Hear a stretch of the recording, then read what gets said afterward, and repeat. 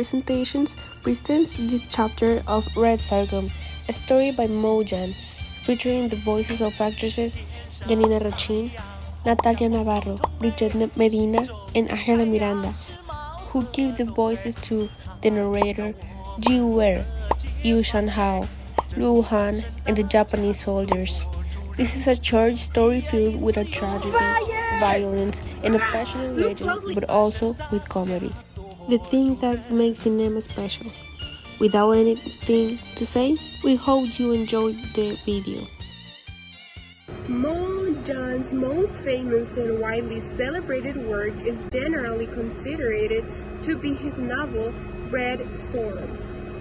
This novel, first published in 1987, it was him Waspire fame, especially in the West after it was adapted into the critically acclaimed award-winning 1987 film Red Sorghum, directed by Sang Yu. The palanquin it carries, not a bride, but an asset, a debt, the crushing weight of poverty and tradition. But in this land, even the heaviest fate can be overturned by passion. I'm drunk. My blood is burning. They marry me to a leper. I will not be a ghost before I die. The open field is better than this full cage. See that beauty? They deliver her to a rotting man. That is an insult to heaven. A leper's money buys everything, but nothing the spirit of free men. Fight. If you don't fight, you are a slave. The sorghum will hide us from the world. Here, not in that house. Your life truly begins. The master is dead, and windows should be submissive. But grandmother, Ji Wer, had no slavely soul. She stood by the steel, and where the strongest liquor is brewed, the dry fire. Business is for men. Liquor is honest. It's meant to feed the strength of the land, not to pay for a woman's recklessness. Look closely. I'm neither a leper nor a servant. I'm the owner and I will be your leader. The wine we make will be as brave and as red as the blood of this family. Will you work for me? Huh? Fire! It has the heat and honesty of the sun. It seems destined to know how to distill true courage. Ah!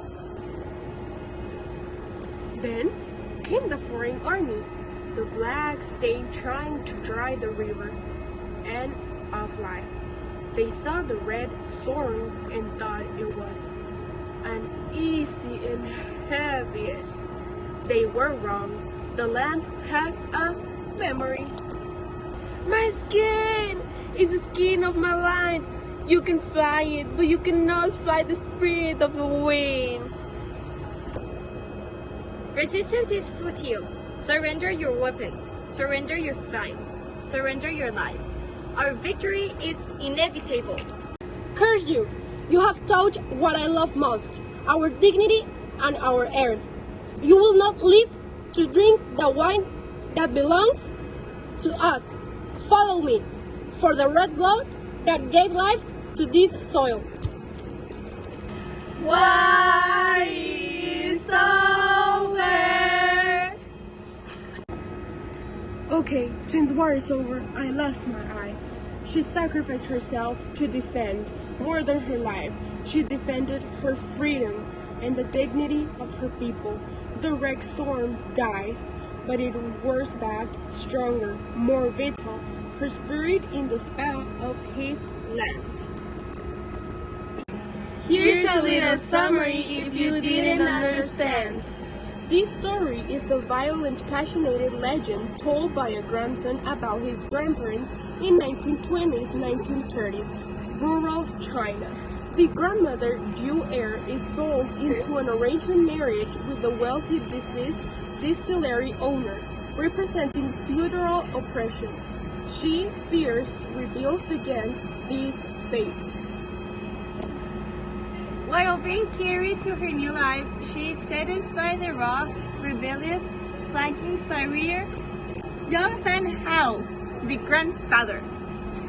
In the tale, Red Sorghum files this act establishes her personal freedom and passion. Your son becomes the owner of the distillery, making a famous strong liquid called dry fire that transforms herself into a powerful and respected leader, commanding the loyalty of the workers and bandits alike. The internal struggles stop when the brutal Japanese invasion threatens their land. Jewel unites her people to workers and the bandits to fight for their home. In a climactic ambush in the Sorghum files, Jewel is killed, becoming a martyr for the resistance. The novel ends with the idea that thought that people die. The sorghum will always grow back, tall and red, symbolizing the unbreakable resilience of the Chinese people. Thank you. Thank you. Thank you.